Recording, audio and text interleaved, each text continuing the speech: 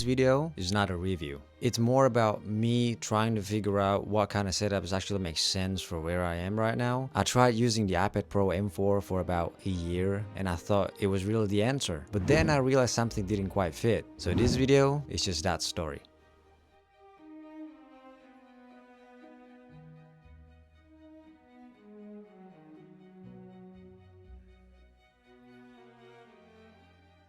So before I talk about why I traded my iPad Pro M4 to a Mac Mini M4 Pro, I think it'll make sense to tell you how I've always thought about computers. I've always into a PC than a laptop, especially Windows laptop, simply because of the battery. I haven't tried to use a MacBook because I heard that MacBook has a better battery life compared to Windows laptop, but for sure Windows laptop battery life is actually sucks.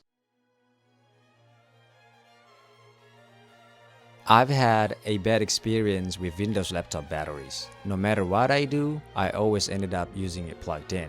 I'm not gonna include gaming activities because of course if you want to play a game, especially high-end or AAA games, you need to be using it plugged in to gain more power. But I'm talking about a basic daily life activities such as watching YouTube videos, watching movies, listening to music, or maybe editing photos or videos, something like that. So basically every Windows laptop that I've had, I end up using it plugged in. Even changing the battery, after a month or so, it just go to the same pattern. On top of that, I need to always focusing on the battery. I can't using it while charging. I can't let it completely die or it's gonna damage the battery and so on and so on. So at that point, it kind of feels like, why am I even stressing about battery?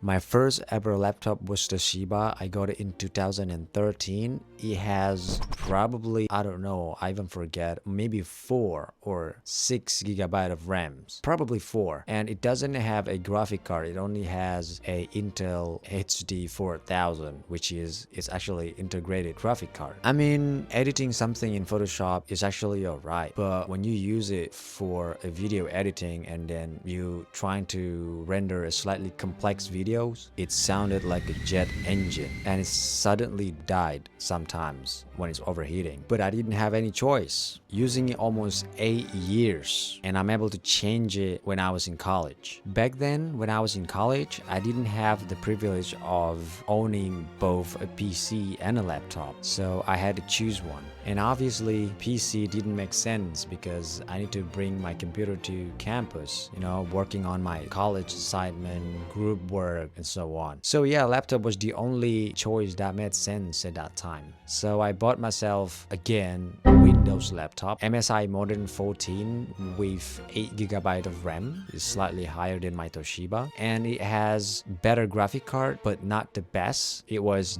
GeForce MX 330. I mean, I'm kinda not sure because I didn't do my research. So I just went to the computer store and then asked the sales that I need a laptop that is actually good for both a photo and video editing. And she recommended me that one. So I took it. Long story short, I graduated and finally got a job. I could afford something else, and around that time my sister was going to college and her laptop broke. So I gave her my laptop and decided to get something else for myself. And I was thinking about getting an iPad. I'm actually not going to talk about what is good about the iPad because there are already a lot of tech reviewers on YouTube doing that. I want to talk about what I expected and what is actually happened. My expectation was pretty simple. I thought the iPad Pro M4 would be the middle ground. Something more flexible than a laptop, but still powerful enough to feel like a real computer. I thought, okay, I can use this for note-taking, some design graphics, some photo or video editing, not as a professional, but as someone trying to become one. And maybe I wouldn't need a real computer anymore.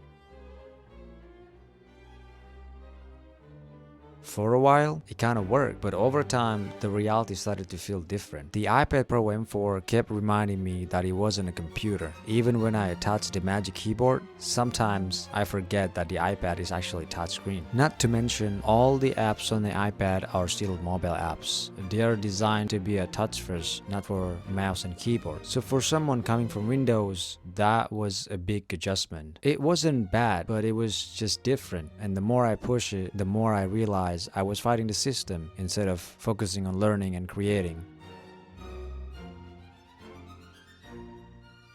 So let me explain what didn't work, at least in my personal experience. So the first thing is the iPad Magic Keyboard. When it's attached, yep, it feels like a laptop. Typing long stuff, emails, documents, totally fine. But the moment I detach it, it stops feeling like a computer. Typing without a keyboard is just something that I'm not enjoy. And if you type directly on your iPad, you're gonna see the keyboard pop up and it'll take probably 25% of your screen. With the Mac Mini, the keyboard is always the keyboard. There's no switching mode. This one was big for me. Affinity Photo 2 on the iPad, for example, would randomly close. You know, when you edit something and then all of a sudden the apps randomly close and you don't know what is actually happening. And I was using a Final Cut Pro on the iPad and it got laggy when I tried to edit a slightly complex video. And I used to record my voiceover directly on the Final Cut Pro on the iPad, and you know, I need to close and reopen the app in order to get rid of the lag. The only app that worked pretty well is actually LumaFusion, but still has a problem with the audio when I try to record voiceover directly on LumaFusion. Again, I need to close and reopen the app in order to get rid of the problem. It wasn't unusable, but it wasn't reliable either. I got my iPad Pro M4 with the 8GB of RAM. If it has something to do with the RAM, then why don't Apple give the iPad Pro a minimum slightly higher than 8GB of RAM? Like the iPad Pro M5, for example, it comes with 12GB of RAM. I almost spent $2,000 for the iPad, Apple Pencil, and the Magic Keyboard, and still didn't get the best performance. And at that time, I was thinking like I could have just picked a MacBook instead. With the Mac Mini, I stopped worrying about crashes. I don't find any problem at the moment, and I could just focus on the edit. So yeah, the iPad Pro didn't fail me. It just wasn't meant to be everything. That's why I need a Mac Mini for where I am right now.